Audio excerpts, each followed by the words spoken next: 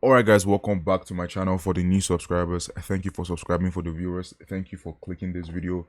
So in today's video guys, we are going to be breaking down how to identify high probability trades in Forex, right? So in order for you to identify trades in Forex guys, you have to take your trades from your area of interest, right? This is how you identify high probability trades, right? Now an area of interest just basically means, it's going to be completely different from ICC, right? It's going to be the strategy that I use, but an area of interest, we basically use this to take our trades, closing our trades, right? Taking partials and also knowing where the separation of buyers and sellers is, right? So this is like the most important thing you have to understand, the separation between buyers and sellers, right? So an example on here, my ebook, this gold chart, right? It has no area of interest, and then on the right side, it has the area of interest. So imagine if you were taking trades literally from the area of interest, so like literally from right here, right? From this area here, this area here, right? This area here, this area here, you have much more higher chance of passing, your account or taking good trades, right? So this is basically how you identify area of interest. So in terms of actually marking up your area of interest, guys, it's good to come with experience, right? So for example, we can go to a random chart and actually try and do this. So let's us use CAD, CHF, right? So like I told you guys, I only use two time frames: the daily, the 1 hour time frame, and also the 5 minute time frame. So when it comes to marking up your charts, guys, like I told you, it's all about your area of interest, right? So what I do here is basically look for the separation between buyers and sellers, right? So in this case here, I would actually see that there's separation somewhere around here, right? So I would actually mark this level right here. Boom. Right, so this is the first level I'll mark like that. Like I told you guys, I like to always color code my chart, right? So the blue represents the daily time frame, and then the white represents the 1 hour time frame, right? So this is the first area of interest. As you can see, price is reacting like that. I can actually even bring it down a little bit too, to be honest. Right, I can actually bring it down, something like this. Boom. Right, and then let's see. I could actually use it as the area of interest. So this can be an area of interest here where this this week and then this week too, right? So I can actually use that as the area of interest. So it's going to be very small, something like this, right? If you can't use this, then okay, I'll probably use something like this too. So separation between buyers and sellers, right? Boom, like that, right? So this is essentially how I would mark, my chart up. As you can see, it's only 2 lines, but this is the daily time frame. So then we'll now go to the 1 hour time frame, right?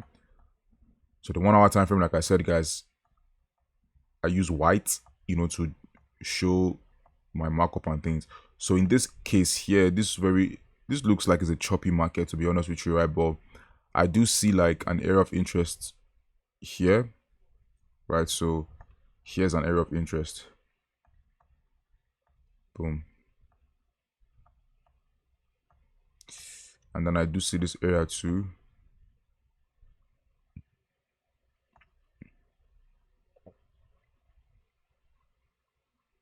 Right? And then obviously I do see like this last area here, but the daily already covers it. So this is basically how you would mark your area of interest. And then essentially, guys, you would take your trades literally from this area of interest. So now, what you do is you wait for price to reach here, and then it's likely going to sell like this, right? So I would like to see how price actually reacts, coming next week. But essentially, guys, this is how you would, mark your area of interest. We could try another different pair. Let's try this pair, right? So the Euro NZD, right? So boom, it's the daily time frame, reset chart. So how you mark this up is, so I could definitely see this right here clearly. We can clearly see this, right? Clearly we can see this area of interest here on the daily time frame, right? And then something here, I will actually say something here too. So this could be an area of interest too. So this area too, something like this. So you can see how right, the separation between buyers and sellers is, right? So above this blue line, price bought it. Below this blue line, price is likely going to sell. So as you can see, 1, 2, 3, price sold, right? So this is essentially how you would mark this. And then also I probably mark something here too. Let me see. Yeah, so I probably mark something here too, right?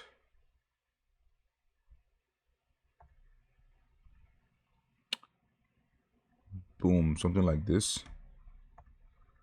Right, and then obviously price reacted off this area here, so mark this. So here I'd probably mark it here. Yep, this doji candle. Boom. Boom. Right, so this is going to be the daily time frame. So as you can see here, the daily we have like 1, 2, 3, 4 lines, maybe 5 if we add something here, but price is literally right here, so we don't really need to do anything. And then in the 1 hour time frame, you can see price is a little bit, ranging. So likely this is going to be area of interest for sure, right? So this right here is the first one. Boom. Like that. And then it's going to be the second one, obviously. Boom. Like that. Like that.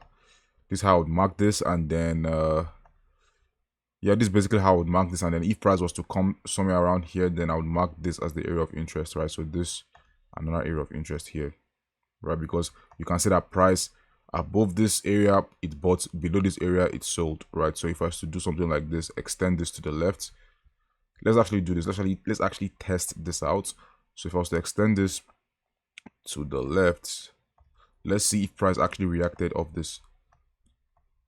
Yes, as you can see, price did react off this, right? So this is literally why you need to mark your area of interest, right? Because price is literally reacting off this in the past, and this is not even me pre-planning this like before video, right? This is literally me randomly doing this, right?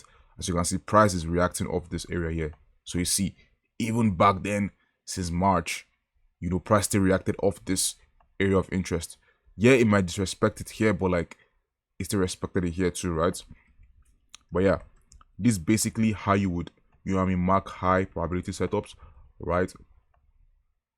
Like I told you guys, I only trade the GBP JPY. So in terms of my prediction, right? So like I told you guys, I'm anticipating price will go all the way to 180, right? So we still have a lot of selling, setups coming in.